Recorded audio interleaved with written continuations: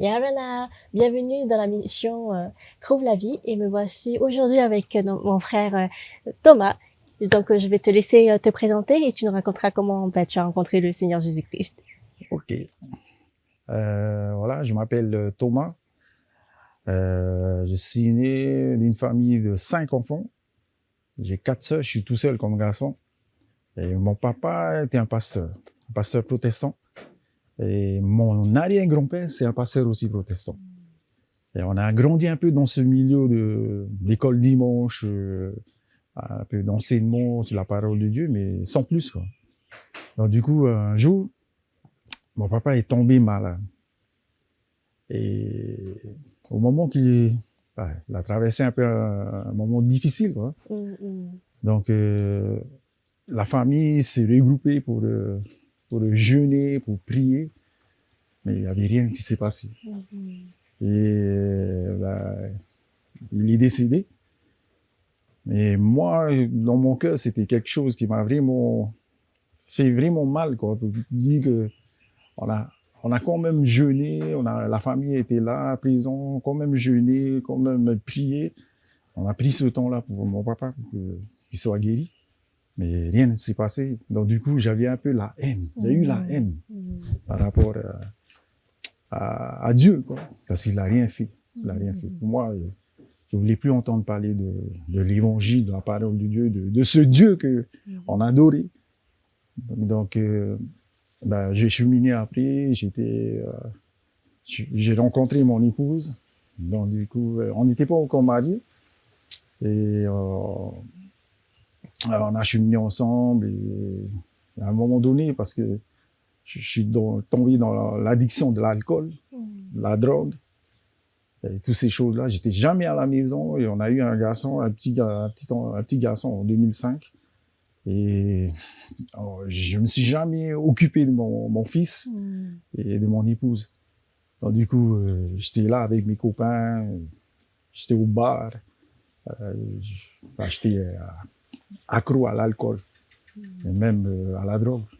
Et à un moment donné, mon épouse me disait, parce qu'elle a rencontré sa sœur qui était à l'église, qui allait à l'église, et mon épouse m'a posé la question, et voilà, il y a quelqu'un qui va venir, un intervenant qui viendra de métropole, et il va faire un séminaire.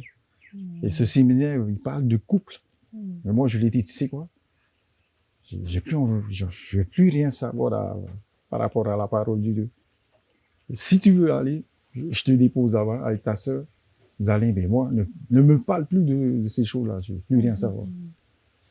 Et depuis toute la semaine, lundi, mardi, mercredi, jeudi, parce que le séminaire débute le vendredi jusqu'à dimanche, ma femme n'arrêtait pas de me poser la question. Ah, chérie, il faut qu'on aille parce que elle voit que la vie qu'on a à l'époque, c'est juste un bout de fil qui tenait. Et elle veut sauver, quoi, notre couple.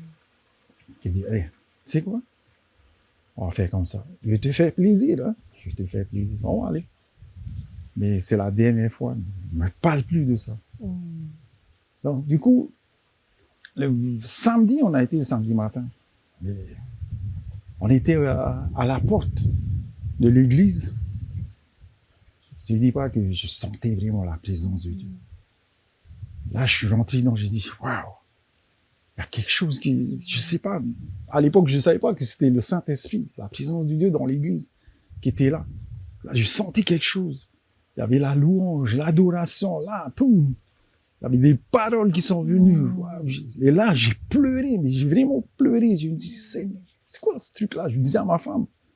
Ma femme me regardait, elle était étonnée. Elle me regardait, j'ai dit, qu'est-ce qui se passe? Je dis, je sais pas, mais je sens quelque chose, quoi. Il y a quelque chose sur moi.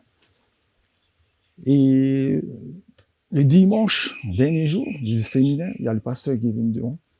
Et il a demandé, si tu veux recevoir Jésus-Christ comme Seigneur de ta vie et Sauveur, celui qui pardonne nos péchés, avance.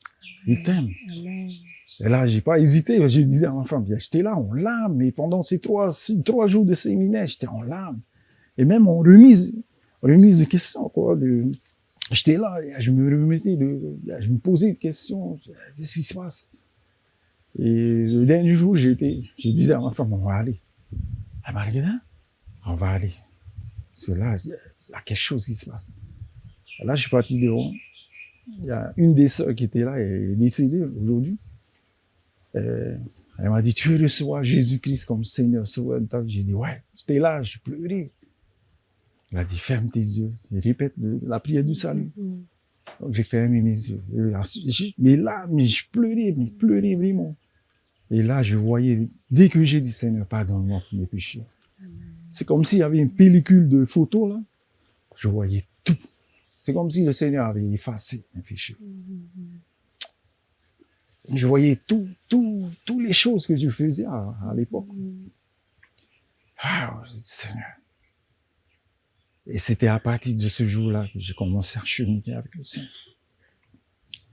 Même baptisé en 2010, on s'est mariés de suite. Et on a commencé à servir dans l'église. Et ça va faire 14 ans maintenant qu'on sert le Seigneur. Et là, j'ai dit, waouh.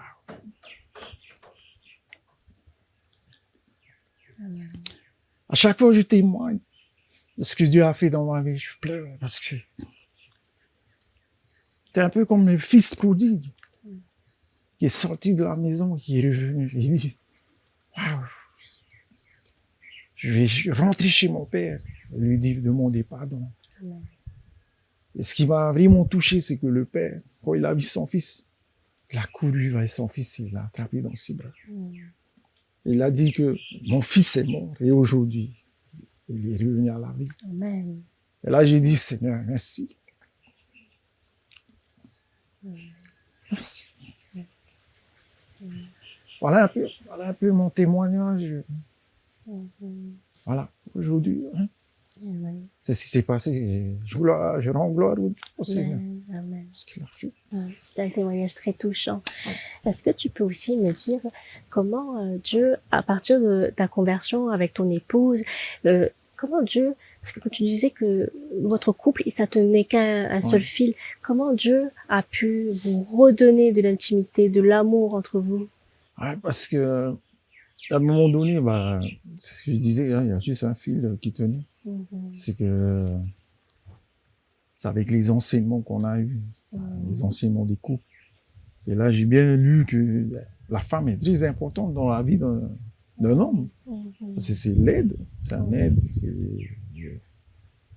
Et c'est ça qui nous a remis vraiment dans le bain, quoi. Hein.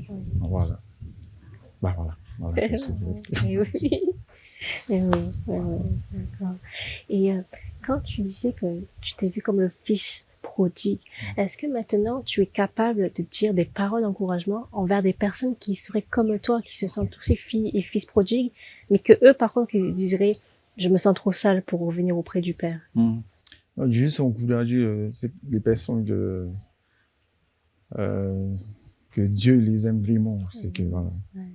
Il a tant aimé le monde, il a envoyé son Fils unique, Jésus-Christ, afin que quiconque croit en lui ne périsse point, mais qu'il ait la vie éternelle. C'est juste un encouragement aux personnes qui sont peut-être dans cette situation que j'ai vécue, mais de revenir vers le Père, parce que le Père nous aime vraiment. Il est là, à bras ouverts, à t'attendre et que tu reviennes dans ses bras. Et voilà un peu ce que je voulais partager, encourager les personnes qui sont là. Et est-ce qu'il y a un miracle, une bénédiction qui t'a vraiment marqué dans ta marche avec le Seigneur? Ouais, c'est notre fils. Notre fils, parce que notre fils, à la naissance, et il a tellement parce qu'il a un handicap, mon fils, le grand, l'aîné là, et il y a tellement de maladies qui s'est passées. Donc, avant de recevoir le Seigneur, on a fait un peu les démarches dans les centres pour les enfants qui ont des maladies comme ça. Et rien ne s'est passé. Mais au moment où on a reçu le Seigneur dans notre vie, qu'on a accepté le Seigneur, on a vu un changement. Amen. On a vu un changement sur notre fils. Et même les psychologues ne comprenaient pas. Ils disaient que papa, maman, parce qu'on nous a convoqués à un moment donné, On a été voir la psychologue et la psychologue nous disait, ah, qu'est-ce qui s'est passé? Parce que là, il voit notre fils qui a vraiment progressé à l'école où il était, au centre. Et je lui ai dit, j'ai carrément dit à la psychologue, vous savez, c'est le Seigneur qui a fait ça. C'est le Seigneur. Elle disait qu'elle ne comprenait rien, elle ne comprenait pas pourquoi d'un coup mon fils a vraiment progressé. C'est le Seigneur qui a fait ça. Amen. Et jusqu'à aujourd'hui, on voit les guérisons que le Seigneur a fait sur notre fils. Et voilà. En tout cas, c'est vraiment encourageant, très inspirant aussi. Je dis toujours les mêmes mots, mais parce que c'est vrai qu'à chaque fois quand j'écoute les témoignages des uns et des autres, ben, c'est ce que je ressens moi et j'espère qu'il y aura d'autres personnes aussi qui seront encouragées et surtout qui comprennent que Dieu redonne de la force. Comme dit mon frère, c'est vrai, on n'est jamais trop loin pour que Dieu nous sauve et c'est vrai, tu l'as redit et répété, Dieu nous aime tellement qu'il a donné son Fils Jésus-Christ en sacrifice pour nous sauver et ça nous change tellement la vie de savoir qu'il y a un Dieu créateur si grand, si majestueux et si puissant qui nous aime nous, petites créatures. Et c'est vrai que ça nous change tellement la vie. Merci. Merci beaucoup. Merci. Et à très bientôt sur Trouve la vie. Et comme d'habitude, retrouvez-moi sur Facebook parce que oui, je fais partie de l'équipe de modération. Donc si vous voulez me faire coucou, je suis là. Merci. Allez, Maduro.